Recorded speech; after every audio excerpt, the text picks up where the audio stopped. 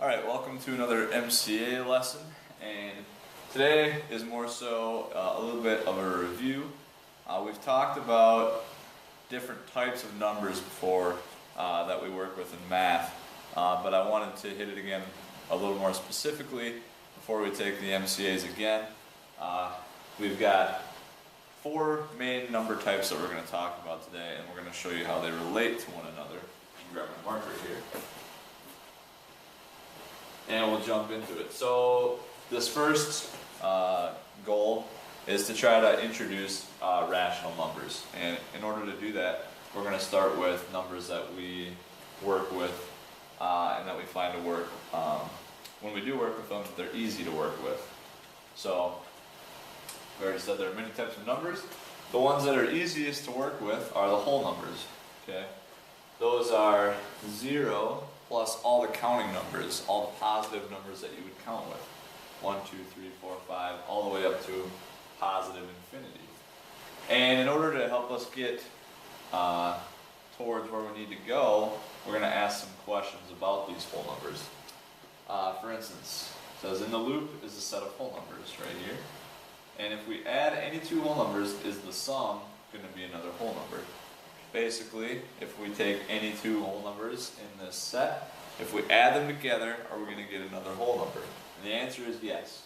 Alright, the smallest number that we can add to another number is 0. And if we add 0 to anything, we just get the same number.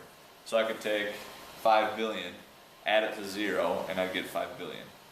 Right? If I do 720 and I add 2 to it, it would be 722.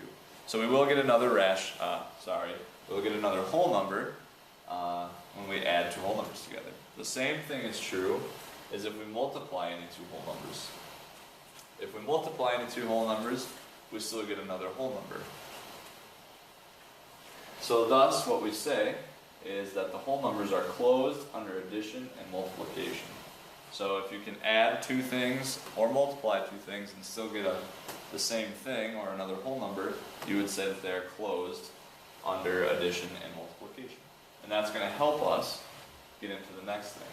So what about subtraction? Would our whole numbers be closed by subtraction? That is to say, if we subtract two whole numbers, will the difference be a whole number? Well, no, that will not be the case. If we subtract any two whole numbers, is the result a whole number? And they say certainly 3 minus 1 is a whole number because it's 2. But if we flip it around and we do 1 minus 3, we get negative 2. And that is not a whole number. Okay? So the result is outside the loop of whole numbers. And we get another set. And we call those numbers the integers. So really the integers are all your whole numbers plus all the opposites of the whole numbers. So any whole number will be an integer, but not every integer will be a whole number. Because, for instance, negative 2 is an integer. Or all the other opposites, negative 1, negative 3, negative 4. So all the opposites of the whole numbers are integers, plus all the whole numbers themselves. Alright? So that's what that diagram is trying to show us there. Notice how we haven't gotten any decimals yet or anything like that. So we haven't gotten into that yet, but we're about to. So we check to see if the integers is closed under division. So it is closed under addition, multiplication, and subtraction. So if we add, multiply, or subtract any two integers, we will still get an integer. But what happens if we divide two integers? You certainly can get another integer as an answer, but you won't always get one. For instance, the division is 1 divided by 2, 3 divided by 2, 3 divided by 4, or 4 divided by 3. And many others all have quotients that are fractions and not integers. These quotients are exact examples of rational numbers. And the thing that we want to look at there, keyword, is ratio inside there. Alright, remember ratio means you can write something as a fraction. You can take two numbers and compare them in a ratio, 1/2, 3/4, anything like that. So rational numbers are numbers that we can write as fractions. And we'll get a little more into that in a second here. But I want to show you why because this diagram says that all integers and all whole numbers are rational numbers. Well, why is that the case? Because we can take any whole number or any integer and we can write it as a fraction. For instance, let's take a whole number. Let's take the number 3. I can write 3 over 1. That's a fraction. It's still 3, but I can write it as a fraction that way. I can do the same thing with integers. Let's take that negative 2. I can put that over 1 if I want. So we can write them as fractions. That's why whole numbers and integers are also rationals. So the rationals contain all the fractions, plus the integers, plus all the whole numbers.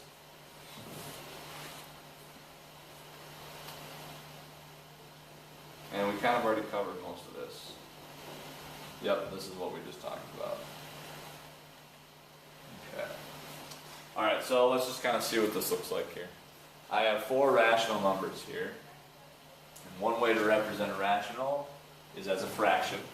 So I have 1/3, 1/4, 2/11, and 7 over 1.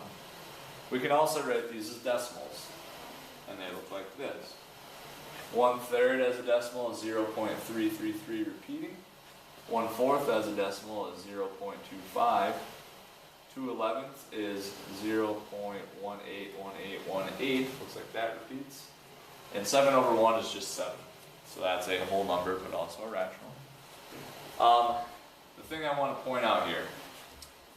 So as we can see, rational numbers as decimals are either terminating or non-terminating. Basically, a terminating decimal means it stops. So 0.25 is a terminating decimal. 7 would be a terminating decimal too, 7.0, that type of thing. Non-terminating would be this or this. They keep going on. They don't terminate, they go on forever.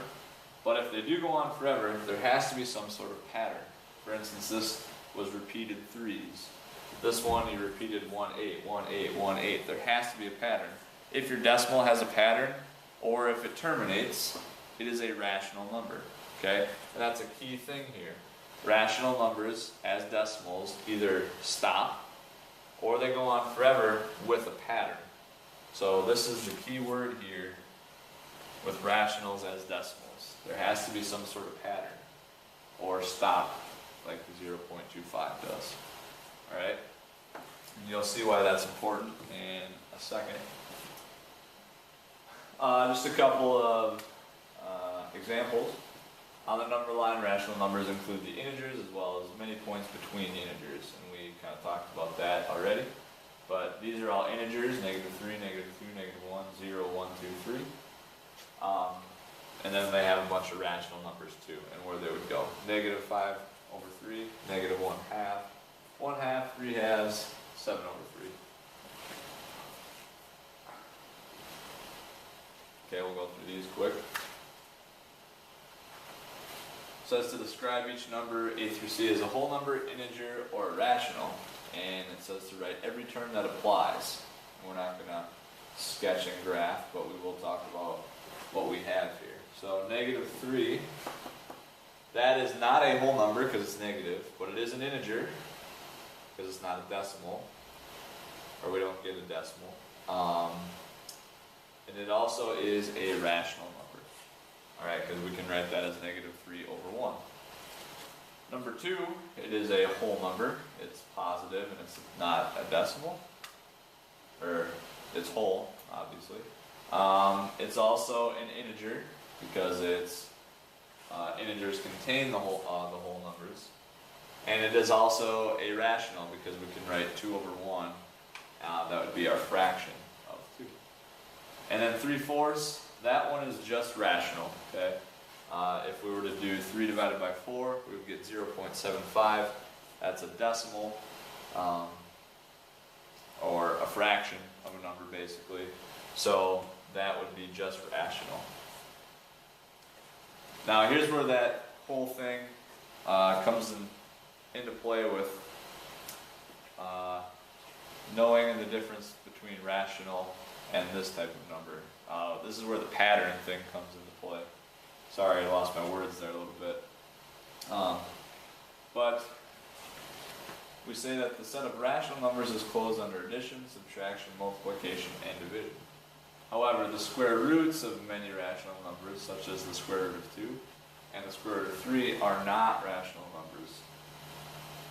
And since the square root of 2 and the square root of 3 are greater than the square root of 1 and less than the square root of 4, their values are more than 1 and less than 2. Alright? So we know that the square root of 1 is 1 and the square root of 4 is 2. That means these two have to be between 1 and 2, basically. But yes, what we have here are irrational numbers, and they are the strange ones, if you ask me, because the numbers square root of 2 and square root of 3 are examples of irrational numbers, and the prefix IR means not. So irrational numbers means non-rational. Okay? So the square root of any counting number that is not a perfect square is an irrational number. Basically what I've been telling everyone is that if you get a square root, for instance, we'll look at this example. If there's a square root that you get and you can't figure it out either from the top of your head or when you put it in the calculator, it does not come out as a whole number, you probably have an irrational number. And in fact, you will have an irrational number on your hands. Okay, so let's look at this. Square root of 0, well I know 0 times 0 is 0, so this has to be 0. Square root of 4 is 2 because 2 times 2 is 4. I know D, square root of 16 has to be 4 because 4 times 4 is 16. But I could not tell you what the square root of 8 is off the top of my head. Now, that has to be our irrational number. And the reason for that is because if we type that into the calculator, we'll get a weird decimal, alright? And our calculator will round it, but we should know that irrational numbers, their decimals go on forever, but there's no pattern to that, to what goes on forever. So when we were talking about our rational numbers before as decimals, those had repetition with a pattern. These as decimals don't have a pattern. They just randomly have numbers that go on forever as a decimal. So your irrational numbers are kind of the strange ones.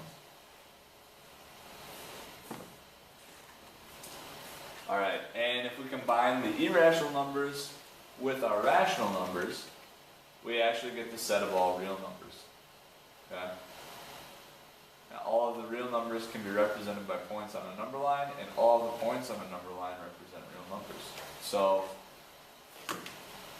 now we've talked about every type of real number that we're going to be working with. We've got whole numbers, we've got integers, we've got rationals, and we've got irrationals.